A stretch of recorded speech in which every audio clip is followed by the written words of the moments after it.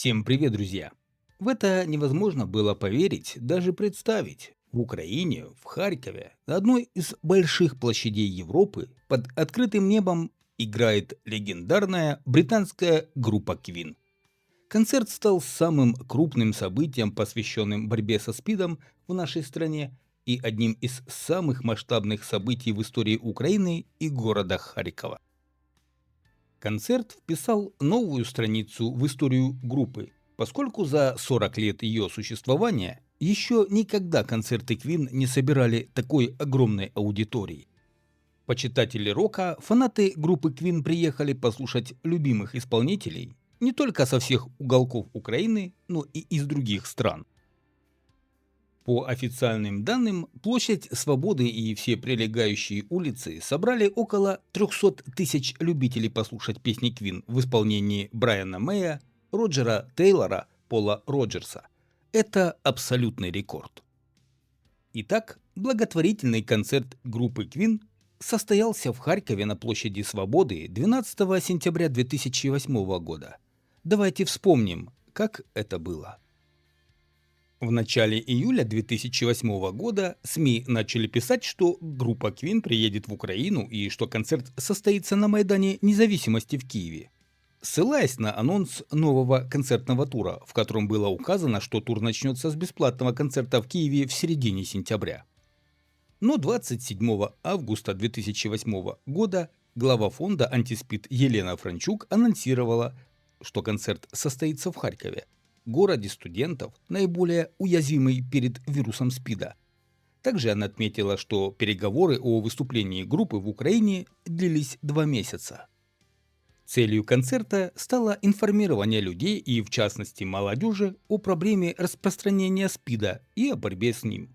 Группа Queen была выбрана для этого не зря, ведь их фронтмен Фредди Меркьюри, умерший в 1991 году от бронхиальной пневмонии, вызванной СПИДом. Оборудование для концерта привезли 2 самолетами Ан-124 7 сентября в 12 40-футовых контейнерах. А сама группа прилетела в Киев 11 сентября, и музыканты дали пресс-конференцию, и после отправились в Харьков. Пол Роджерс на пресс-конференции сказал, что мы очень рады сделать все возможное для повышения осведомленности о СПИДе, а также начать новый тур. Роджер Тейлор, в свою очередь, сказал, что из-за болезни группа потеряла вокалиста много лет назад, поэтому мы знаем, что это может затронуть кого-либо, а также отметил, что раньше был в Украине с другом, они ездили в Карпаты кататься на лыжах, и отметил доброжелательность наших людей. Вообще, шоу началось задолго до приезда группы. Когда на площадь завезли оборудование и начали монтажные работы, толпы зевак собирались, чтобы посмотреть на непривычно массивные металлические конструкции, огромные грузовики, доставившие весь этот арсенал на площадь Свободы. Такого у нас еще не было. 400 рабочих монтировали огромную 62 метра шириной и 23 метра высотой сцену с длинным таким языком, мощные звуковые и световые установки. В день приезда музыкантов площадь с утра жила своей особой жизнью. И хотя пространство около сцены было оцеплено милицией, толпы зевак окружали площадь в ожидании, когда можно будет занять лучшие места. Появление музыкантов Queen, испытывающих акустику, стало неожиданным подарком для собравшихся. Рабочий момент подготовки к концерту тоже шоу. Занимать места предварительно было напрасно. До 18 часов никого не пускали ни в фан-зону, ни на саму площадь вообще. Можно было глазком лишь посмотреть только по периметру площади. Увидеть и услышать звезд можно было совершенно бесплатно. Продавались билеты только в VIP-ложу. Эти деньги, по словам организаторов, пошли исключительно на борьбу со СПИДом. В VIP-зону попали, как вы понимаете, сами в основном властимущие. Было еще одно огороженное место рядом с самой Т-образной сценой и под вип-ложей. Это фан-зона, куда пройти можно было только по флаерам. Флаеры не продавались ни за какие деньги. Их доставали через знакомых из харьковского фан-клуба или выигрывали в викторине.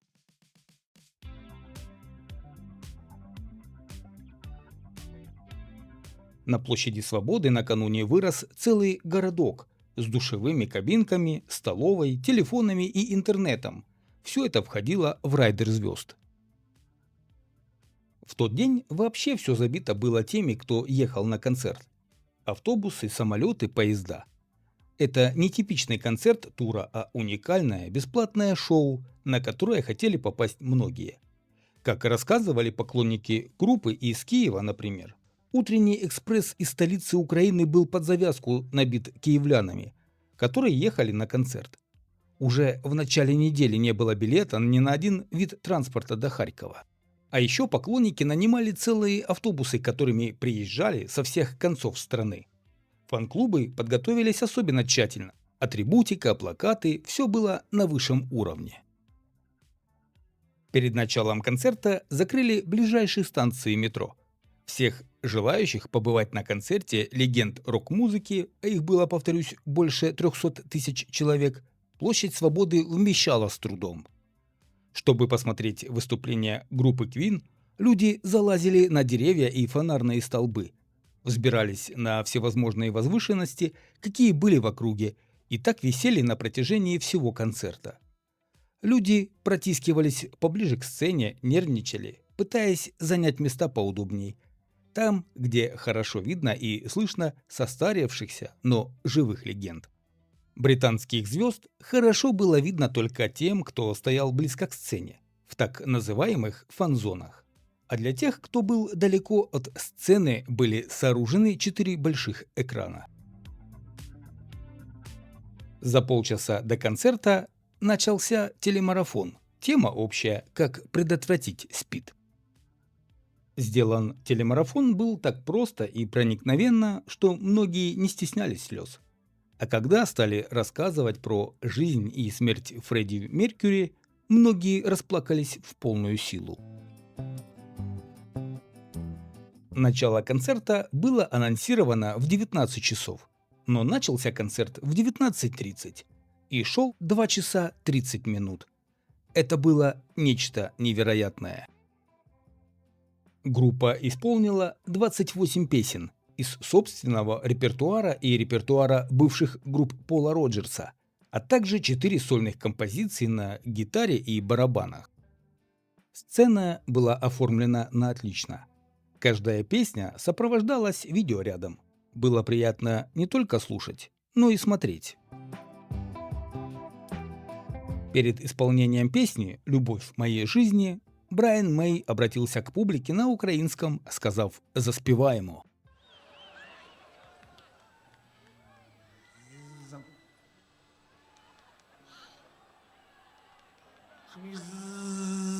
Заспіваймо. Во время исполнения композиции «Богемная рапсодия» на больших экранах показывали архивные видео с Фредди Меркьюри, а также звучала запись его пения этой песни с концерта, который прошел в 1986 году в Лондоне на стадионе Уэмбли. Завершился концерт фейерверком. Самый главный вопрос перед поклонниками группы Queen был в том, как воспринимать выступление группы без Фредди Меркьюри. Ведь с ним группа ассоциируется в первую и основную очередь. Многие считали, что группа без своего харизматичного фронтмена не может и не имеет права существовать. Сначала было действительно дико вместо высокого с надрывом голоса Фредди Меркьюри слышать блюзовый голос Пола Роджерса. Но во время выступления группы это несоответствие ушло на задний план. Пол Роджерс вел себя на сцене более чем достойно. Не пытался копировать Фредди Меркьюри, и публика приветствовала его весьма любезно. В вип-зоне наслаждались музыкой власть имущие. Наверное, деятелям политики было непривычно, что большое внимание было обращено не на них, хотя камера то и дело скользила по их рядам. Те, кто занял козырные места рядом со сценой, были даже не зрителями, а активнейшими участниками шоу. Настроение, царящее вокруг, было просто восхитительным. После концерта зрители расходились неохотно, а потом до утра эмоции будоражили покой харьковчан. Конечно, не всем желающим удалось попасть на концерт. Впрочем, те, кто смотрел концерт по телевизору, тоже не прогадали. Операторы сработали на пятерку с плюсом. В ночь после концерта Брайан Мэй написал в своем блоге: «Это было первое шоу тура для 350 тысяч харьковчан. В это трудно поверить. Нет, это не опечатка. Более четверти миллиона прекрасных жителей Харькова собрались на площади и зажгли. Они скандировали, кричали, смеялись и плакали. Это была встреча, которую трудно себе представить. Мы были вдохновлены, потрясены и даже порой слишком эмоциональны. Это был концерт с кучей спонтанных и порой безрассудных моментов.